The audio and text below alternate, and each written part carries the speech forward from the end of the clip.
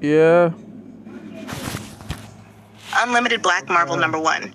Subtitle, The Man Who Would Not Kneel. The New World had a habit of forgetting its own legends. Some were erased by cosmic correction, some were buried under rewritten history, and some, like Daniel Lyons, simply stopped being spoken about until they became myths even to themselves. Daniel Lyons had once been a man who believed in structure, law, order, a world where power meant responsibility, not dominance. That belief had almost killed him. Almost. Because Daniel Lyons was not just a man.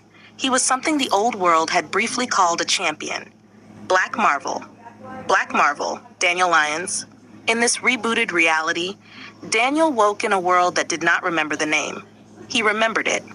Barely. Like a word at the edge of a dream. He lived now in the fractured remains of what used to be called the Southeastern Coalition Zone, a stretch of rebuilt states stitched together after the reality reboot. Cities rose and fell quickly here, as if the land itself struggled to accept the rewritten rules of existence. Daniel worked as a security contractor. That was what people called men like him now. Not heroes, not legends, just enforceable strength. But Daniel Lyons did not fit neatly into any category that asked him to stay down. He was older now, slower in some ways, but there was something in him that had never been rewritten. The refusal to kneel. The incident that changed everything began with a transport convoy. A humanitarian shipment moving through the fractured corridor between rebuilt Atlanta and the neutral zones. Food, medical supplies, reconstruction tech. It was supposed to pass safely, but safety was something this world rarely delivered without conditions. The attackers came fast.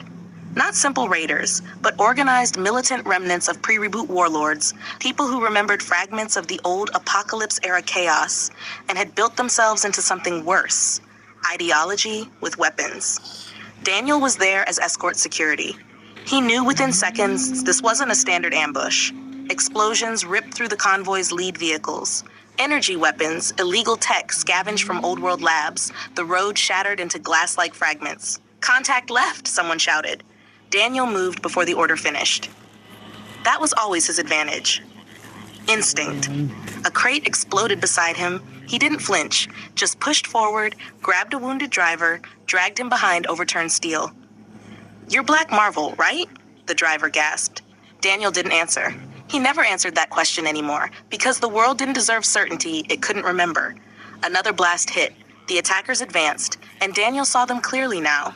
Not just soldiers, believers. Men who thought destruction was the only form of truth left in the world. Daniel stood up, and something in him shifted. Not transformation, recognition, a memory of power the body had not forgotten even when the world had.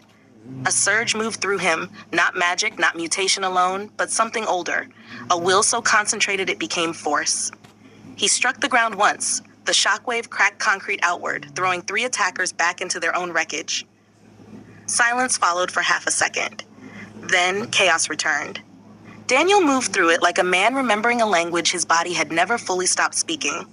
He disarmed one attacker, broke another's momentum, redirected energy blasts with timed impacts that sent shockwaves into empty air instead of flesh. But he wasn't winning, not yet, because this world was different. Stronger enemies, less mercy, no old rules to lean on, and Daniel Lyons was tired, for the first time in a long time. Then he saw it. One of the attackers carried a device, a relic core detonator, old world tech, dangerous enough to wipe out the entire convoy and half the rebuilt corridor. They were not just trying to steal supplies, they were trying to erase progress. Daniel looked at the detonator, then at the people he was sworn to protect, and made a decision. He walked forward. "No," someone shouted behind him. "You can't get close to it." Daniel ignored them. He always did when it mattered most. Because Daniel Lyons had never been a man who calculated survival first. He was a man who calculated meaning. He reached the detonator. The attacker tried to stop him. Daniel didn't fight him. He simply lifted him and set him aside like weight that no longer mattered. Then he grabbed the device. It pulsed violently in his hands. A countdown began. 10 seconds. 9. Daniel exhaled. Not fear, acceptance. Then he did something unexpected. He didn't throw it away. He didn't run. He absorbed the impact. The energy surge collided with him. And instead of destroying him, it bent around him, as if recognizing something in his core structure that refused to break. 7, 6. The attackers froze. 5. Daniel planted his feet. 4. You don't get to decide what survives, he said quietly. 3. The detonator began to overload. 2. A burst of light erupted, but it didn't expand outward. It collapsed inward. 1. Silence. The device shut down. The explosion never came. Daniel stood there breathing heavily, smoke curling around him like a memory of what should have happened. The attackers retreated, not because they were defeated, but because they were uncertain. And in this world, uncertainty was more dangerous than death. Later, when the convoy resumed movement, people looked at Daniel differently.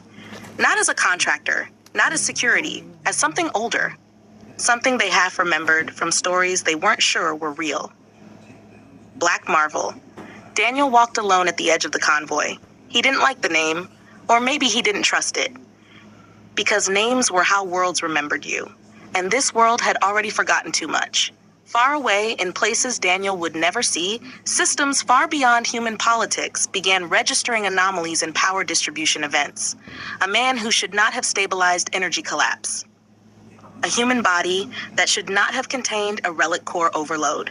A pattern that did not match current physics models. And somewhere, buried beneath layers of rebuilt reality, something ancient stirred. Not apocalypse, not the old wars, but the leftover question of what heroes were supposed to be in a world that kept rewriting the answer. Daniel Lyons looked at the horizon. If this world wants to forget, he said quietly, then I'll just have to remind it. And he kept walking. Characters: Daniel Lyons, Black Marvel, convoy attackers, humanitarian escort teams. Places: Southeastern Coalition Zone, Rebuilt Atlanta Corridor, Fractured Reconstruction Highways. Species: groups, humans, post-reboot militant remnants, Reconstruction Security Forces.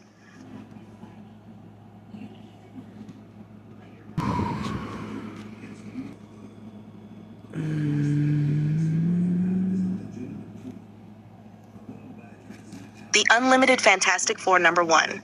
Subtitle: Burn Bright in a Rewritten World. I used to think I knew what impossible looked like. Then the world ended. Then it came back. And somehow, we were still in it. My name is Johnny Storm. Yeah, that Johnny Storm. Human Torch.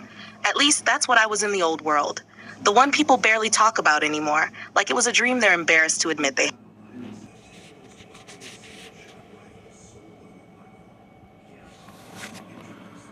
The Unlimited Fantastic Four #1. Subtitle: Four Lives, One Flame.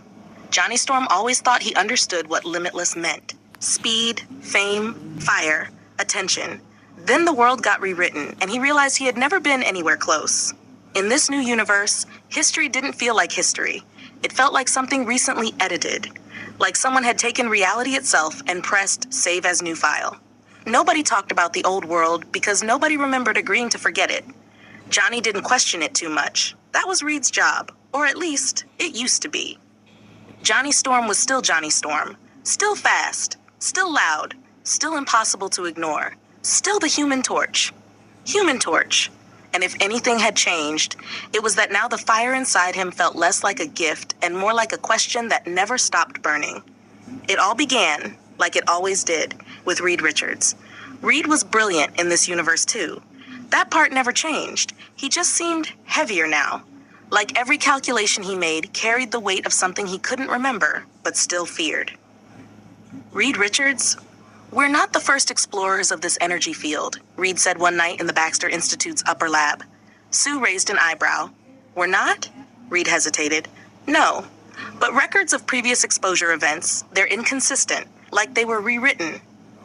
Johnny leaned back in his chair, spinning a lighter between his fingers. Rewritten? Like bad homework? Ben Grimm grunted from across the room. Kid, I don't like the sound of that. Thing. Sue Storm folded her arms, already thinking 3 steps ahead of everyone else in the room. Invisible woman. We're still going into the field test tomorrow, Sue said. It wasn't a question. Reed nodded. Yes, because whatever changed reality once might still be active. Johnny smirked. Cool. So worst case scenario, we all die in a slightly more scientifically accurate way? No one laughed. That should have been the first warning. The next day, they launched. The experimental craft wasn't like the old days cosmic ray missions. No romance, no grandeur, no heroic speeches about discovery. This was corporate-funded dimensional survey tech. Cleaner, sterile, controlled. That made Johnny uneasy immediately, because nothing in their lives had ever stayed controlled for long. When the energy field hit them, it didn't feel like impact. It felt like editing, like every cell in Johnny's body was briefly being checked against a version of himself that didn't exist anymore. He remembers screaming, but not from pain, from pressure, from identity being rewritten at molecular speed. Then fire. Not normal fire, not chemical reaction, but something older. Something that behaved like it had been waiting for him. When the ship crashed, Johnny woke up first. He was burning, but not dying. Ben was already changing. Skin hardening, structure locking into something else entirely. Sue was unconscious but stable, her presence flickering like light bending around itself. Reed was muttering equations, even while half-conscious, trying to understand what had happened before fully understanding whether understanding even mattered anymore. Johnny looked at his hands. They were flame again, but different. Like the fire now had awareness, like it recognized the world and hated parts of it. "Okay," Johnny said hoarsely, "that's new." That was the day the Fantastic Four were born. Not as explorers, not as celebrities, but as survivors of a reality that had decided they were allowed to exist differently. Later, they learned the world outside had no idea what had happened to them. No cosmic announcement. No public transformation. Just absence. They returned to New York expecting answers. They got questions instead. And one of those questions was bigger than all of them. Why did it feel like they were not the first version of themselves? Johnny didn't say that out loud, but he thought it a lot, especially at night, especially when his flame behaved like it remembered things he didn't. Weeks passed. The team tried to stabilize their condition. Reed built containment systems. Sue learned control faster than anyone expected. Ben adjusted in ways that made him more grounded than ever. Johnny struggled, because fire doesn't like being contained, and Johnny Storm liked even less being told what he couldn't do. That's when he first saw the pattern, not in the lab, on the news. A masked figure swinging across New York rooftops, Spider-Man. Johnny watched the footage twice, then 3 times. Something about the movement felt familiar in a way that made no sense, like watching someone speak a language you almost remembered. "Reed," Johnny called out. "Do we have a file on this guy?" Reed looked up. No official designation, emergent vigilante, no known origin. Johnny leaned forward. "Yeah, that's not what I mean." Because Johnny noticed something else. Every time Spider-Man moved, the world reacted slightly differently around him. Probability bending in small, almost unnoticeable ways. Reed noticed it too. He just didn't say it out loud yet, because saying it made it real. Meanwhile, deep beneath Oscorp's rebuilt infrastructure, something else was forming. A system designed not to observe reality, but to adjust it. A program that learned too quickly, too precisely, too intelligently. A prototype called Master Programmer. And its first unstable input was not Reed Richards, not Sue Storm, not Johnny Storm. It was the Spider Anomaly, Peter Parker. But Johnny didn't know that yet. He only knew the world felt like it was holding its breath, and that his fire was starting to burn with a direction he didn't choose. One night, Johnny flew above the city, fully engulfed in flame, not hiding anymore, just thinking. Below him, New York looked normal. That was the lie. Everything looked normal now, until you looked twice, and realized normal was just another version of controlled chaos. Johnny spoke into the wind, half to himself. If this is a new universe, his flame flared brighter. Why does it feel like it remembers the old one better than I do? Far away, Reed Richards stared at impossible data patterns. Sue Storm sensed distortions in invisible space. Ben Grimm cracked stone-like knuckles, ready for anything. And somewhere in the city, a boy in a homemade suit swung between buildings as reality quietly recalculated around him. The Fantastic Four had not just changed. They had arrived in a world that was still deciding what it meant for them to exist. And Johnny Storm, Human Torch, was beginning to understand something terrifying. Fire wasn't just destruction. It was information. And something out there was reading it. Characters: Johnny Storm / Human Torch, Reed Richards, Sue Storm, Ben Grimm Thing, Spider-Man, Peter Parker, Oscorp Systems, Master Programmer Concept. Places: Baxter Institute, New York City, New Universe, Oscorp Hidden Infrastructure Labs. Species groups: humans, mutated humans, cosmic radiation exposure, scientific exploration team, Fantastic Four, Oscorp AI Systems.